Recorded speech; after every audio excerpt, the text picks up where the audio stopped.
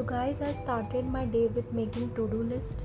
और जो मैंने इसमें टाइमिंग लिखा है वो रफली लिखा है, बाद में एकदम टाइम से नहीं चल रही हूँ। और सबसे पहले मैंने ऑर्गेनिक केमिस्ट्री के लेक्चर से चालू किया, जिसमें मुझे 2 लेक्चर्स देखने थे। एक मेरा सुबह ही कंप्लीट हो गया। देन मैंने वाटर ब्रेक लिया थोड़ा सा, क्योंकि थोड़ा ब्रेक लेना अच्छी बात होती है। स्टडी के बीच में आप बर्नआउट फील नहीं करते हो।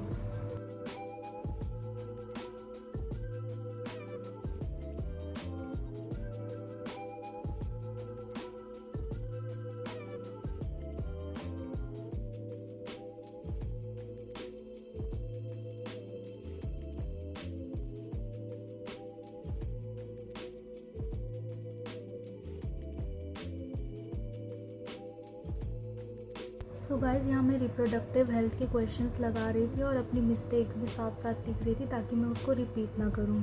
और मुझे केमिस्ट्री के नोट्स कंप्लीट करने थे, मैंने वो कंप्लीट करा।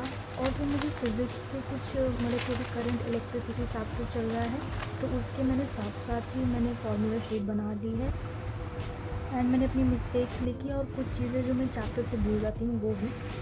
फिर दोपहर का टाइम हो गया था, तो मुझे काफ़ी नींद आ रही थी, तो I decided to make coffee. और कॉफ़ी पीने के बाद सच में एकदम नींद गायब हो जाती है।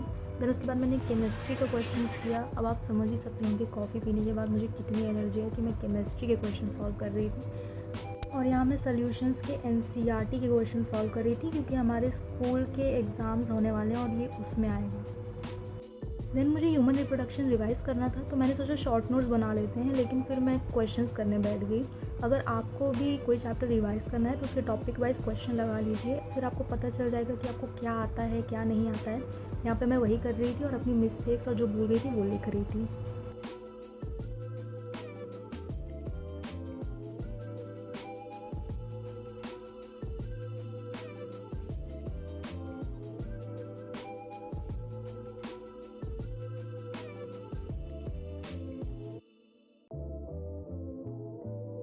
गाइस, मैं आपको एक प्रो टिप देती हूँ फिज़िक्स के लिए। अगर आप कोई भी क्वेश्चन सॉल्व कर रहे हैं और आपको वो कंसेप्चुअल लग रहा है या थोड़ा हार्ड लग रहा है, आप उसको एक बार देख के कर लीजिए। और फिर उसके बाद जो भी उसमें कॉन्सेप्ट यूज़ हुए हैं उसको आप एक नोट्स में अपने जहाँ भी आप कर रहे हैं उसको लिख लीजिए। इससे आपको काफ़ी मदद होगी फिज़िक्स के क्वेश्चन लगाने में।